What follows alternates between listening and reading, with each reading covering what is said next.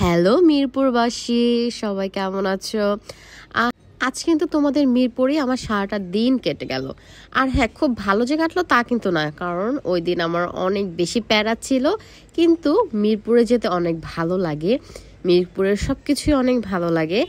আর মিরপুরের সব থেকে মজার বিষয় কি জানো? মিরপুরে শপিং করতে আমার অনেক বেশি ভালো লাগে। ফার্স্ট অফ অল মিরপুরের শপিং ভালো লাগে, অ্যান্ড সেকেন্ডলি মিরপুরের খাবারটা ভালো লাগে।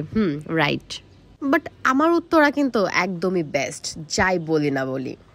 এই যে আমার ফেভারিট জায়গা থেকে আমি যাচ্ছি দিয়াবাড়ি, যেখানের কথা না বললেই না, কজ দিয়াবাড়িটা এমন একটা জায়গা যে সময় মানে সবসময় ভালো লাগে। উইন্টারে আসতেও ভালো লাগে, সামারে আসতেও ভালো লাগে, বর্ষাকালে আসতেও ভালো লাগে, মানে এক এক সময় এক এক রূপ। আর এইখানে আসলে তো অবশ্যই মাস্ট বি আমার মেট্রো রেলের নিচে বসে একটু টাইম স্পেন্ড করতেই হবে। আর এখানে বসে না টাইম স্পেন্ড করতে অনেক ভালো লাগে। আর এখান থেকে বাইকে ঘুরতে যা লাগে না, ওয়াও, মানে জাস্ট রোমান্টিক একটা ফিলিংস। কারণ এই রোডটা এতই সুন্দর যে বাইকে ঘুরলে অনেক বেশি ভালো লাগে। আর আমার বেবি তো অলওয়েজ, সে আমি যেখানেই যাব, আমার ইম্পর্টেন্ট কাজ থাক আর যাই থাক, মানে তার পাপার সাথে গেলে তার যেতেই হবে আমার সাথে, অনেক বায়না। আর এটা একটা মিরপুর একটা শপিং মল, তো অনেক ভালো লাগতেছিল। শপিং মলের ভিতরে না মানে অনেক খেলনা, মানে আমার বেবি কি আমি নিজেই দেখে মানে খুব ভালো লাগতেছিল, যেরকম একটা সুন্দর একটা প্লেস। আর এখানে এই যে পেস্ট্রি শপটা, এখানে খুব ভালো, ওদের পেস্ট্রির কোয়ালিটিও ভালো ছিল, সব কিছু অনেক ভালো ছিল। আর আমি খুব ইম্পর্টেন্ট কাজে ছিলাম, তো আমার বেবি ফার্স্ট এসে খুব এনজয় করতেছিল, কিন্তু যখন আমি কাজে চলে গেলাম, ওর পাপার সাথে সে ছিল, তো তখন তার মানে বেশি একটা ভালো লাগতেছিল না।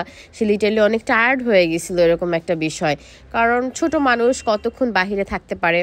ইচ্ছে করছিল এই শপটা থেকে অনেক কিছু কিনে বাসায় নিয়ে যেতে, বাট সারাদিন বাইরে থাকতে হবে, এটা ক্যারি করতে হবে আমাকে আমার ব্যাগের ভিতর, তো এর জন্য আর মানে ইচ্ছা হয় নাই লাস্ট মোমেন্টে যেয়ে।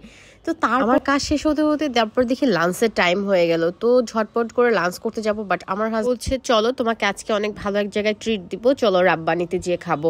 তো রাব্বানিটা খুঁজে পাচ্ছিল না, এটা নাকি অনেক ফেমাস। এর আগেও আমি মিরপুরে এসেছিলাম হান্ডি বিফ খেতে, সেটা অ্যাভারেজ লেগেছে, আহামরি এরকম লাগেনি। বাট আমি বললাম যে এটা ভালো হবে, বললো হ্যাঁ তুমি যেহেতু খুব টায়ার্ড, তুমি বলতেছো খুব খারাপ লাগছে, তো চলো আমরা রাইসই খাই, বাট একটু ডিফারেন্ট, ওইখানে খাবারগুলো নাকি অনেক ভালো হয়। আর তখন আমার মেইন কথা ছিল আমি খুব হাংরি, জাস্ট আমি খেতে পারলেই হইলো, এরকম একটা বিষয়। আমার বেবি আবার লাঞ্চ টাইমে একটু ঘুমায়, একটু ন্যাপ নিয়ে নেয়, তো ও খুব বেশি টায়ার্ড হয়ে গেছে। তো তার বাঙালি বলে কথা, ভাত পেলেই হলো, তো এই যে অবশেষে ভাত চলে আসলো। তো তারপর ও দিল বিফ অর্ডার করলো, এটাও হান্ডি বিফ। তারপর এটা খাসির একটাই ছিল, মাটন, কিছু ডাল দিয়ে এরকম সামথিং, আর অনেক রকম ভর্তা ছিল। তো সব কিছু মিলিয়ে খাবারটা আসলেই মাউথ ওয়াটারিং একটা খাবার ছিল, অনেক ভালো লেগেছে। আমার বেবি মানে সে খুবই টায়ার্ড, মানে বলার বাইরে। এই যে কালিজিরা ভর্তা, এইটা না আমি বেশি একটা লাইক করি না, বাট ওইখানে খাওয়ার পরে মনে হলো যে না, অনেক ভালো লেগেছে। তো সব কিছু মিলায় আলহামদুলিল্লাহ খাবার ভালো ছিল বলতেই হয়। আসলে আমার হাজব্যান্ড ঠিক জায়গায় চুজ করেছে। তারপর ফালুদা নিল, বাট এটা খাওয়ার মতো না, কারো কোনো জায়গা ছিল না। তারপরেও আমার হাজব্যান্ডের খাওয়ার পর একটু ডেজার্ট খাওয়ার অভ্যাস, তো সে নিয়ে নিল। এতটা টায়ার্ড লাগতেছিল, তারপর আবার প্ল্যান হলো শপিংয়ে যাবে। আমার হাজব্যান্ড কিছু লাইফ ওকে নাকি মিরপুরে, ওইখান থেকে কিছু শপিং করবে। তো আমার একদমই মানে সব কিছু মিলিয়ে টায়ার্ডনেসের উপরে টায়ার্ডনেস ছিল এরকম।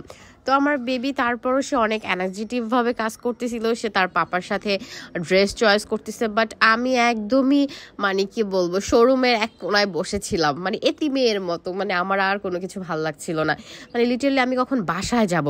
তারপরে গুটি গুটি পাই আমরা বাসার দিকে চলে আসলাম। যাই হোক, সবাই আমাদের জন্য দোয়া করবেন। আর যদি মাশাআল্লাহ, আমার মেয়েটাও দেখতে দেখতে বড় হয়ে যাচ্ছে, তার নিজের চয়েস শুরু হয়ে গেছে। সে তার পাপার জন্য, আমার জন্য কোথাও গেলেই শপিং করার মানে ট্রাই করে চয়েস করে দিতে। এই টি শার্টটা তার পাপার জন্য সে চয়েস করে নিয়ে আসছে নিজে নিজেই। তো সবাই ভালো থাকবেন, আসসালামু আলাইকুম।